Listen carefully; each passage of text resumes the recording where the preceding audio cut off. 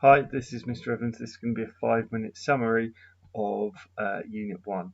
So, Unit 1 in GCSE is assessed in both papers, both Paper 1 and Paper 2, so it's really important that you know this unit. Okay, so we start off in Unit 1 by working out what business actually is. It's an organisation that uses its resources to trade goods and services with the aim of making a profit.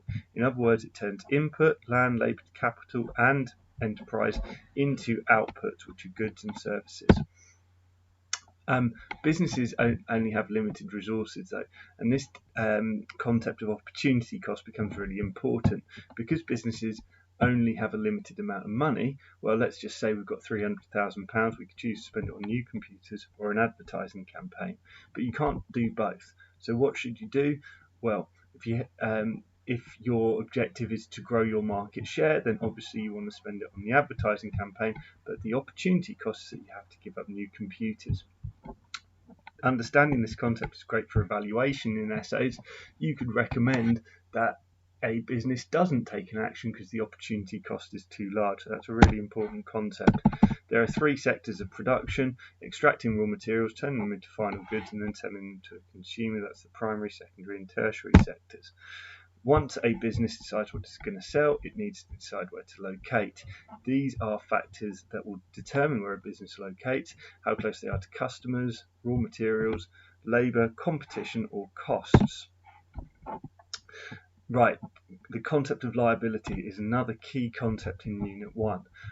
Unlimited liability occurs when the owners of a business are not distinct.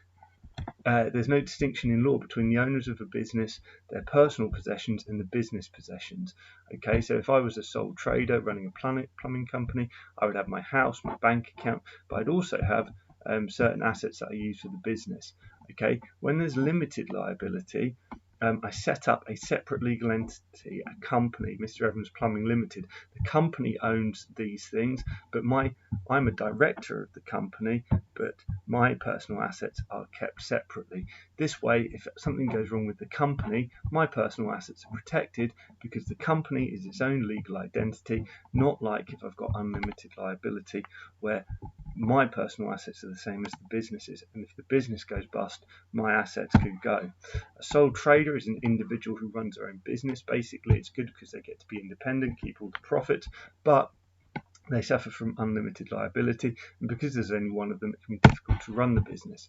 A partnership is where we go into partnership with 2 or more people, and that brings different skill sets to the business, makes the business somewhat easier to run because you share responsibility, but decision making can be time consuming and lead to disagreements, and you've got unlimited liability.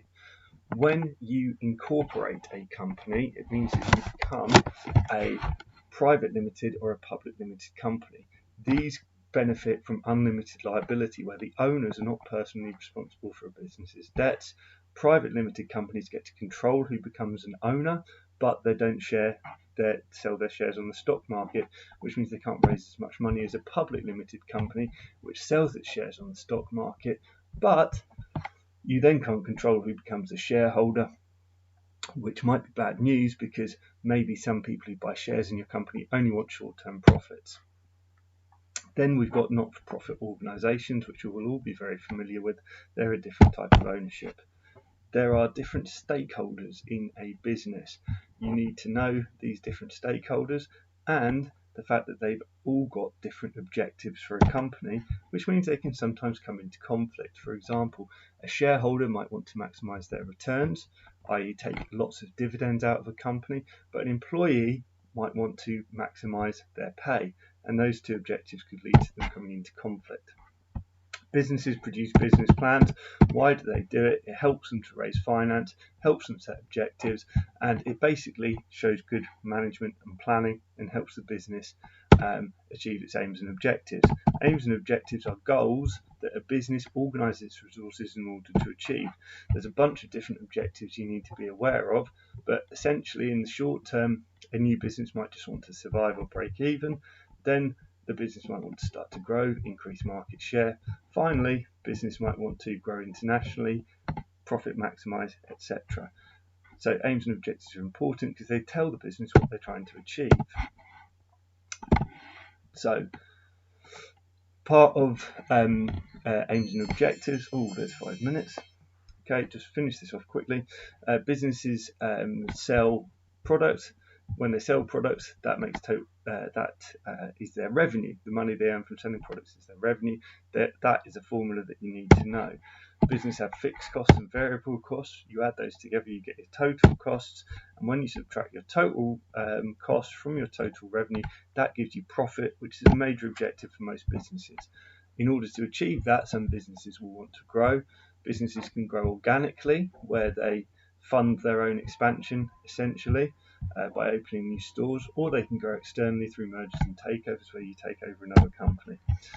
Each of those has advantages and disadvantages. Economies of scale are a reason that businesses want to grow. As you grow in size, in other words, as you produce more quantity, your average costs start to fall through things like bulk buying. Businesses can negotiate better prices with their suppliers. However, once we get to a certain point, it becomes more difficult to run a business. It becomes more difficult to communicate, to get staff to do what you want them to do, to control the business, and as a result, average costs start to rise. These are called diseconomies of scale, and that is a quick summary of Unit 1.